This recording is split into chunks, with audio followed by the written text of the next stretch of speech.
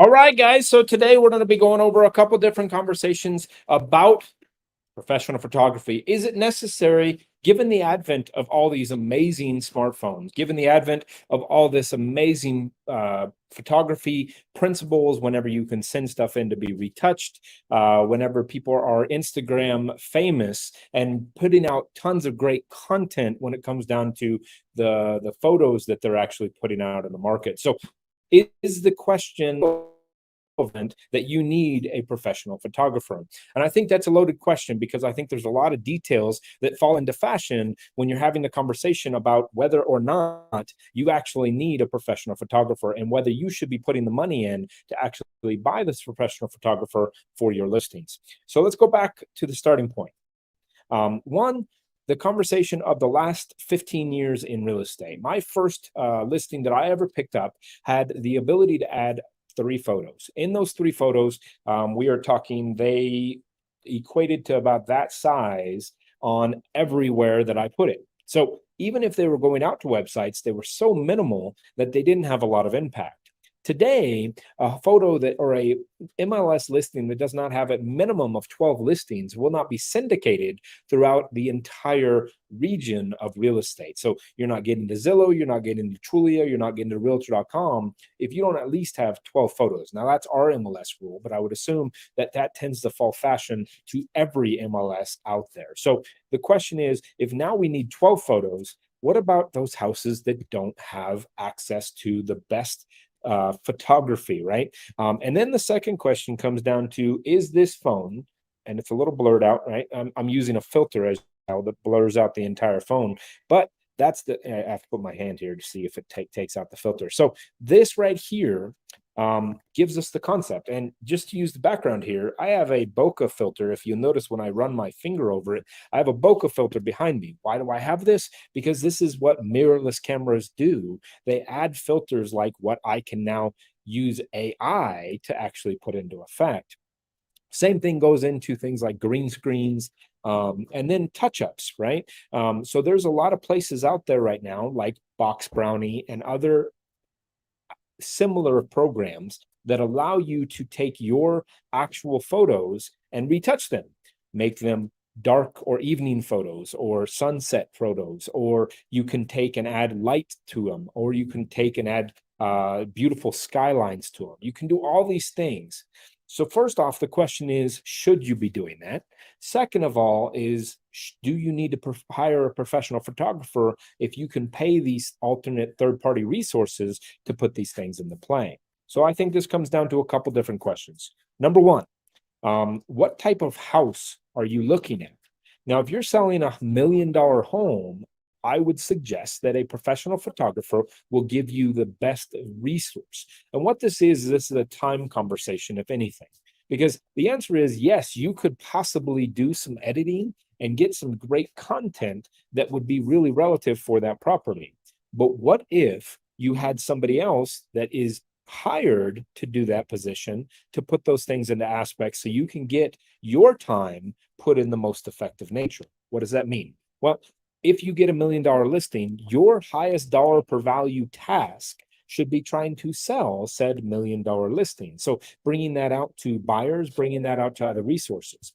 If you waste 10 hours trying to edit a beautiful picture and you get through one when the professional can get through 10, the question is it worth hiring that person? And the answer is emphatically absolutely.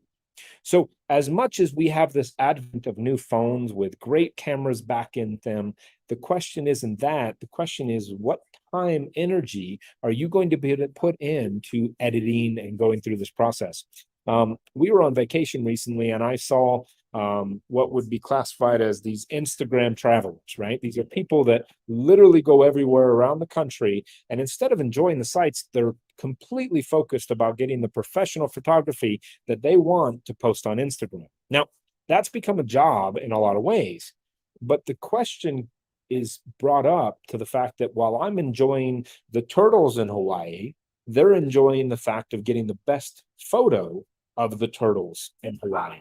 So you have to understand that when people are going to do this editing through their software and everything else, is this a question of, is it just a job that they're taking on? Kind of like the conversation that we've had in the past about hiring an assistant or hiring a showing partner or hiring a listing partner. The question is, can you do it? Absolutely. You can do the work yourself and you probably get pretty good at it. I can do a great website if I dedicate the time and energy to learn how to do a website. But the truth is somebody else has already dedicated that energy to becoming an expert at that stuff. Why would I spend my time and energy, which I'm good at something else, selling real estate, into building a website? And the answer is that is why you need to look at what is considered time value of money. So this conversation about photography comes down to the question of, if you hire somebody that is professional at something and enjoys doing something, why would you not put that into effect when you're trying to sell something else? Okay, so you pick up that listing. Now the question is, hire the people that are good at what they do, photographers, and go through and get the best photography that you can possibly do. Now, can these find fashion? Yes. If you have an $80,000 or $90,000 listing, spending $100 or $200 on professional photography might not be the best ROI if the seller is not paying for that photography directly. Having $1 million listing with professional photography would probably make a lot of sense. So in those $80,000, $90,000, $100,000 listings, maybe an iPhone is actually the best use of time. Or finding a photographer that you work up a contract that has a set price, whether it's a big listing or a small listing, might also be a benefit. This is that conversation that goes down to business and organizing your real estate sales business as an actual business that will grow with you as you start to add more transactions to it. So the conversation stems back to this very simple thing. Your time value of money is best used doing fill in the blank. Mine is not taking pictures of a house. Unfortunately, that I went away from that a long time ago. And I would assume if you're selling anything over 1 or 2 houses, your time is not best used editing photography. So hire somebody that can do that for you. And that way your time is best used at selling that actual real estate. So once again, guys, bringing this back down to zero is the conversation of time. And that's the one thing that we can never absorb more of. So make sure that if you're going to spend that time editing photography, that you understand that that may be lost in trying to prospect additional deals and grow in your business overall. Guys, thanks for tuning in. I know that I didn't go into any technical analysis here. Guys, listen, the advent of these programs that are on your phone that can do amazing things with photography, they can do touch-ups, add-ons, they can do all this stuff. Like I said, they add a bokeh effect to the back of me. If I have a green screen back here, they can put me in any place in the world that I want to be based on the green screen. The point is at this moment, it's needed, but in the photography for a home, ask yourself if the editing is worth your time and energy.